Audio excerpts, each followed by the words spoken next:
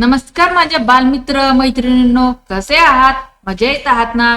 ज्ञानेश्वरी विद्या मंदिर या शैक्षणिक संकुलामध्ये तुम्हा सर्वांचं स्वागत आहे. विद्यार्थी मित्रांनो, तुम्ही आपल्या ज्ञानेश्वरी विद्या मंदिर व स्वामी समर्थ ई लर्निंग या युट्यूब चॅनेल्सला सबस्क्राईब केले का? तर सबस्क्राईब केले नसेल तर लगेचच सबस्क्राईब करून घ्या व सबस्क्राईब समोर जे नोटिफिकेशन आहे त्याला हिट करा, जेणेकरून आपल्या चॅनलवरती अपलोड होणारे नवनवीन शैक्षणिक व्हिडिओ तुम्हाला पाहायला मिळतील. आज आपण पाहणार आहोत संत तुकाराम महाराज यांच्या काही रंजक गोष्टी. काय पाहणार आहोत? संत तुकाराम महाराज यांच्या जीवनातील काही रंजक गोष्टी. तर हा व्हिडिओ शेवटपर्यंत पहा आणि ह्या गोष्टी आवडल्या तर गोष्टींना लाईक आणि शेअर करायला विसरू नका. तर चला पाहूयात गोष्टींना. संत तुकाराम महाराज हे महाराष्ट्रातील वारकरी संप्रदायातील महान संत आणि कवी होते. त्यांनी आपल्या अभंगांमधून भक्ती, प्रेम, समानता आणि सदाचार यांचा संदेश दिला. त्यांचा जन्म देहू येथे झाला. ते विठोबाचे निस्सीम भक्त होते. त्यांच्या जीवनात अनेक संकटे आली, पण त्यांनी कधीही देवावरचा विश्वास सोडला नाही. संत तुकाराम महाराज यांच्या जीवनातील काही रंजक आणि प्रेरणादायक गोष्टी आता आपण पाहणार आहोत. चला पाहूयात. पहिली गोष्ट आहे दुष्काळातील श्रद्धा. काय गोष्ट आहे? दुष्काळातील श्रद्धा. तुकाराम महाराजांच्या आयुष्यात एकदा भयंकर दुष्काळ पडला.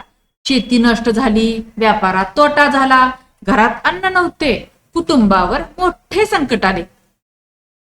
अशा वेळी अनेक लोक देवावरचा विश्वास सोडतात, पण तुकाराम महाराज म्हणाले, देव माझी परीक्षा घेत आहे. ते रोज इंद्रायणी नदीकाठी जाऊन नामस्मरण करत संकटातही त्यांनी विठ्ठलाचे नाव सोडले नाही. हळूहळू परिस्थिती सुधारली. या गोष्टीतून आपल्याला कळते की संकटातही श्रद्धा ठेवली पाहिजे. आता आपण तुकाराम महाराजांची दुसरी गोष्ट पाहणार आहोत. त्या गोष्टीचं नाव आहे अभंग नदीत फेकण्याची घटना. काय आहे? अभंग नदीत फेकण्याची घटना. पाहूयात. तुकाराम महाराजांनी हजारो अभंग लिहिले. त्यांच्या अभंगातून साध्या भाषेत मोठा संदेश दिला जात असे, पण काही पंडितांना त्यांचा हेवा वाटला. त्यांनी म्हटले, हे अभंग शास्त्रानुसार नाहीत. त्यांनी तुकाराम महाराजांना सांगितले की आपले अभंग इंद्रायणी नदीत फेका. जर ते खरे असतील तर देव त्यांना वाचवेल. तुकाराम महाराजांनी नम्रपणे सर्व अभंग नदीत सोडले. काही दिवसांनी चमत्कार झाला. ते सर्व अभंग पाण्यावर तरंगत वर आले आणि ओलेही झाले नव्हते. लोकांना समजले की तुकाराम महाराजांची भक्ती खरी आहे. तुकाराम महाराजांची पुढची गोष्ट पाहूयात. ती आहे छत्रपती शिवाजी महाराजांशी भेट. काय आहे? छत्रपती शिवाजी महाराजांशी भेट. तुकाराम महाराजांची कीर्ती दूरवर पसरली. त्यांच्या कीर्तीची बातमी छत्रपती शिवाजी महाराज यांच्यापर्यंत पोहोचली. शिवाजी महाराज त्यांना भेटायला देहूला आले.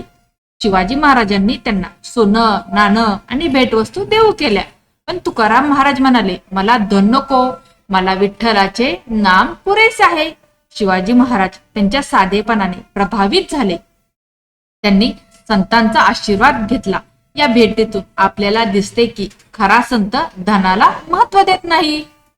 आपण तुकाराम महाराजांची पुढची गोष्ट पाहूयात. ती आहे संतांची नम्रता. काय आहे? संताची नम्रता. तुकाराम महाराज नेहमी स्वतःला लहान समजत. ते म्हणत, मी काही मोठा नाही, सर्व काही विठ्ठलाची कृपा आहे. त्यांच्या अभंगात ते स्वतःच्या चुका मान्य करतात आणि देवाकडे क्षमा मागतात. ही नम्रता त्यांना महान बनवते. तुकाराम महाराजांची पुढची गोष्ट पाहूयात. ती आहे गरिबांना मदत. काय गोष्टीचं नाव आहे? गरिबांना मदत. तुकाराम महाराज गरीब आणि गरजूंना मदत करत. एकदा त्यांच्या घरी थोडेच धान्य होते, पण एक भुकेला माणूस आला. त्यांनी ते धान्य त्याला दिले. त्यांच्या पत्नीने विचारले, आपण काय खाणार? महाराज म्हणाले, ज्याने त्याला दिले तोच आपल्यालाही देईल. थोड्याच वेळात कुणीतरी अन्न घेऊन आले. या गोष्टीतून आपल्याला दान आणि विश्वास यांचे महत्व कळते. आता आपण तुकाराम महाराजांची पुढची गोष्ट पाहूयात. विठ्ठलावरची अखंड भक्ती. काय नाव आहे? विठ्ठलावरची अखंड भक्ती. तुकाराम महाराज सतत विठ्ठलाचे नाम घेत असत. ते म्हणत, नामस्मरण हेच खरे साधन आहे. त्यांच्या कीर्तनात लोक तल्लीन होत. त्यांच्या शब्दात इतकी ताकद होती की लोकांच्या डोळ्यात पाणी येई. वारकरी संप्रदायात आजही ज्ञानोबा तुकोबा असा जयघोष केला जातो. पंढरपूर येथे वारीत त्यांच्या अभंगांचे गायन होते. आता आपण तुकाराम महाराजांची पुढची गोष्ट पाहूयात. ती आहे वैकुंठ गमनाची कथा. काय आहे? वैकुंठ गमनाची कथा. वारकरी परंपरेनुसार एक दिवस तुकाराम महाराज कीर्तन करत होते. अचानक आकाशातून दिव्य रथ आला. विठ्ठलाने त्यांना वैकुंठाला बोलावले. ते रथात बसले आणि सर्वांच्या डोळ्यासमोर अदृश्य झाले. ही घटना भक्तांसाठी अत्यंत पवित्र मानली जाते. हा दिवस तुकाराम बीज म्हणून साजरा केला जातो. तुकाराम महाराजांची पुढची गोष्ट आहे समानतेचा संदेश. काय आहे? समानतेचा संदेश. तुकाराम महाराजांनी जात पात आणि भेदभाव यांचा विरोध केला. त्यांच्या मते सर्व माणसे समान आहेत.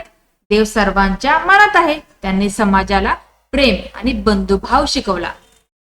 आपण तुकाराम महाराजांची पुढची गोष्ट पाहूयात. अभंगाचे महत्व. काय आहे गोष्टीचं नाव? अभंगाचे महत्व. तुकाराम महाराजांचे अभंग आजही लाखो लोकांच्या तोंडी आहेत. त्यांच्या अभंगात जीवनाचे तत्वज्ञान आहे. ते सांगतात की राग आणि अहंकार टाळा, सत्य आणि प्रेमाचा मार्ग धरा. त्यांचे शब्द साधे आहेत पण अर्थ खूप खोल आहे. संत तुकाराम महाराजांनी आपल्या जीवनातून आपल्याला काही महत्वाचे धडे दिले. संकटातही देवावर विश्वास ठेवा. काय आहे? संकटातही देवावर विश्वास ठेवा. दुसरा धडा नम्रता आणि साधेपणा जपा.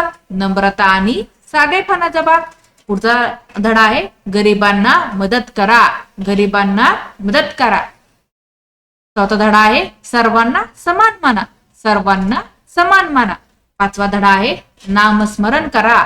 पाचवा धडा आहे नामस्मरण करा. संत तुकाराम महाराजांचे जीवन अत्यंत प्रेरणादायी आहे. त्यांनी संकटांना तोंड देत भक्तीचा मार्ग स्वीकारला. त्यांच्या अभंगातून समाजाला योग्य दिशा मिळाली. आजच्या काळातही त्यांच्या शिकवणीची गरज आहे. जर आपण त्यांच्या आदर्शांप्रमाणे जीवन जगलो तर आपले जीवन आनंदी आणि शांत होईल. तर अशा प्रकारे संत तुकाराम महाराज यांच्या जीवनातील रंजक गोष्टी आपण पाहिल्या. तुम्हाला या गोष्टी आवडल्या का? या गोष्टी जर आवडल्या असेल तर गोष्टींना जास्त शेअर करा.